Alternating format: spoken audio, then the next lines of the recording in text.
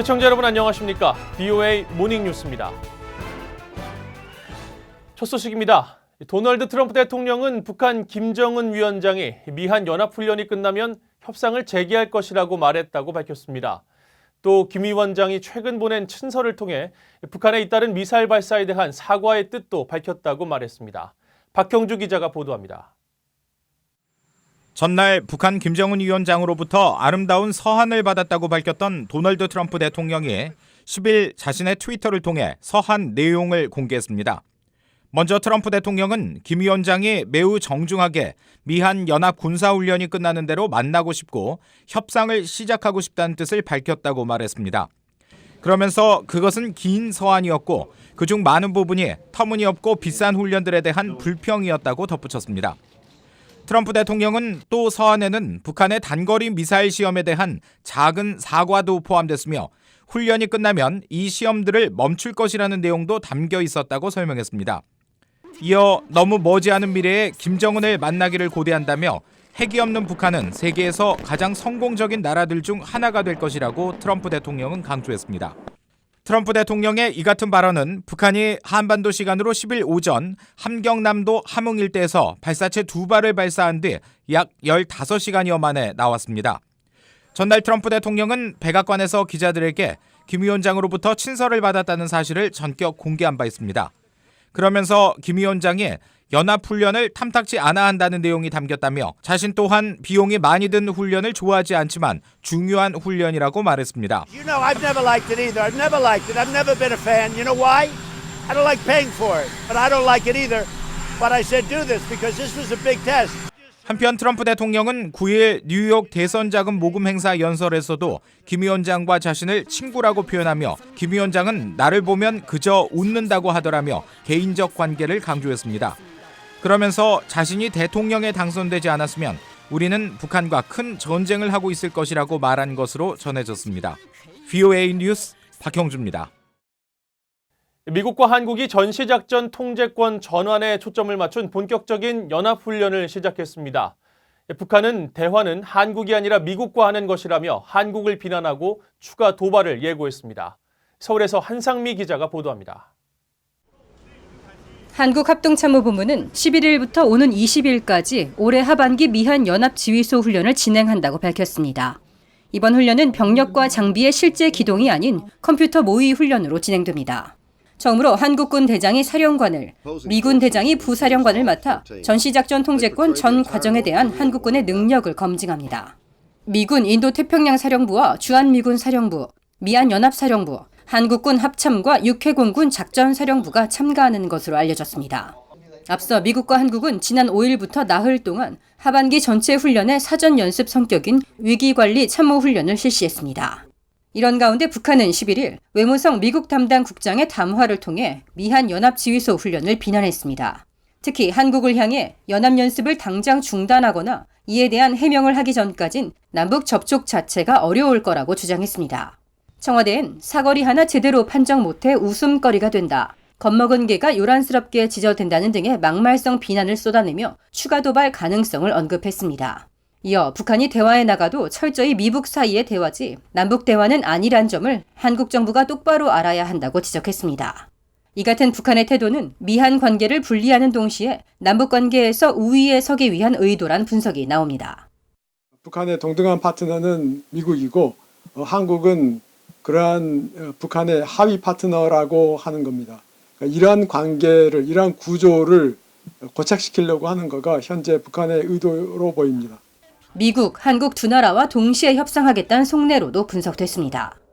현재 어떤 자신들의 어떤 행동에 대한 명분을 만들기 위해서 남쪽의 어떤 훈련과 F-35의 어떤 도입 같은 것을 명분화시키고 있다고 보고 있고요. 이걸 통해서 어떤 남쪽의 변화들도 상당히 어떤 요구하는 측면이 있습니다.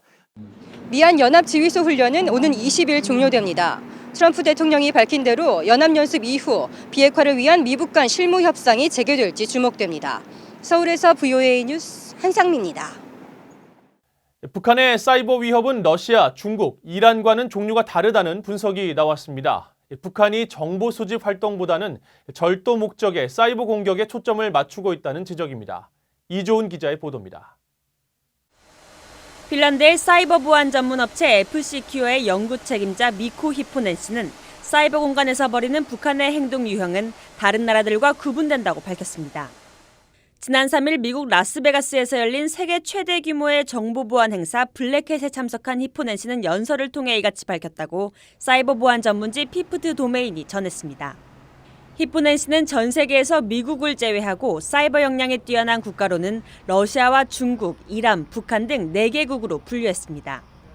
그러면서 국가 단위의 사이버 공격은 정보 수집 목적의 스파이 행위와 시스템과 데이터를 파괴하는 사보타주 행위 두 종류로 구분된다고 분석했습니다. 그런데 북한은 여기에 더해 절도 행위까지 하는 게 다른 나라들과 다른 특징이라고 지적했습니다. 북한은 해외 금융기관을 겨냥한 사이버 공격에 의존하고 있는데 이처럼 국가의 예산 적자를 해결하기 위해 다른 나라들로부터 도둑질을 하는 나라는 지구상에서 북한이 유일할 것이라는 설명입니다. 북한은 특히 추적이 거의 불가능한 가상화폐를 겨냥하고 있다고 설명했습니다. 히포넨 씨는 또 지난 2014년 소니 영화사에 대한 북한의 해킹 사태를 지목하며 영화에 대한 항의 목적으로 해외 민간 회사의 사이버 공격을 감행하는 나라는 북한이 유일할 것이라고 말했습니다. 이런 가운데 최근 보도된 유엔 안보리 대북제재위원회 전문가 패널 보고서에 따르면 북한은 대량 살상 무기 프로그램 자금 확보를 위해 다른 나라의 금융기관과 가상화폐 거래소에 대한 사이버 공격을 통해 약 20억 달러를 탈취한 것으로 전해졌습니다. VOA 뉴스 이조은입니다. 미국 정부가 이번 주 열리는 태평양 도서국 포럼에 고위 대표단을 파견하고 대북 압박 캠페인 등을 논의할 예정입니다.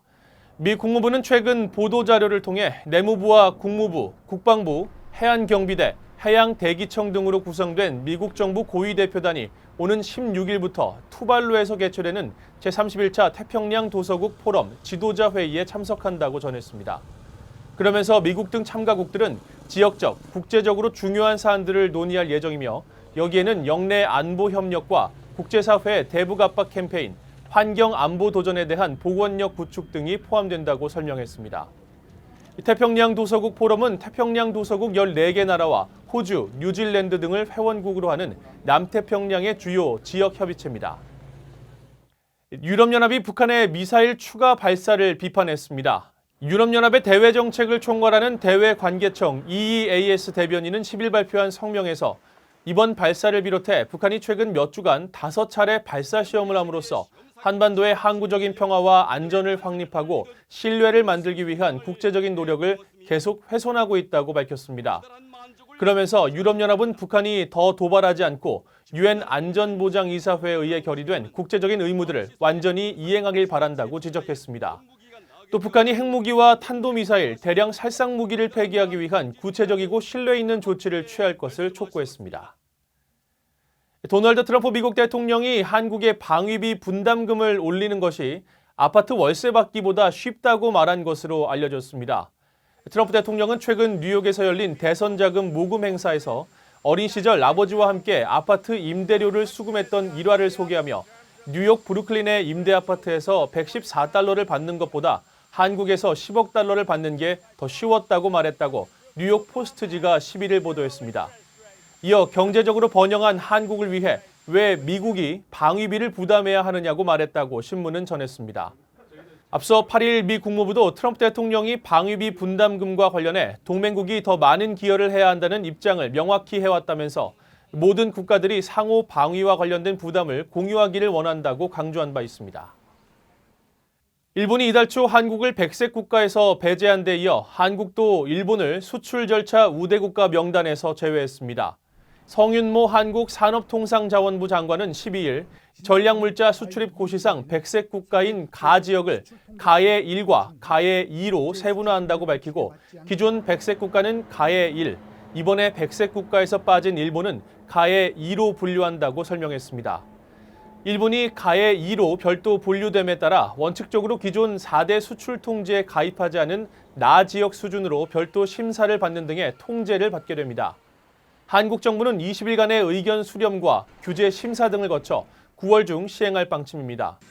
앞서 도널드 트럼프 미국 대통령은 지난주 최근 격화되고 있는 한일 갈등과 관련해 한국과 일본이 싸우고 있다고 우려하며 그들은 잘 지낼 필요가 있다고 말했습니다. 이상으로 BOA 모닝 뉴스를 마칩니다. 시청해주신 여러분 고맙습니다.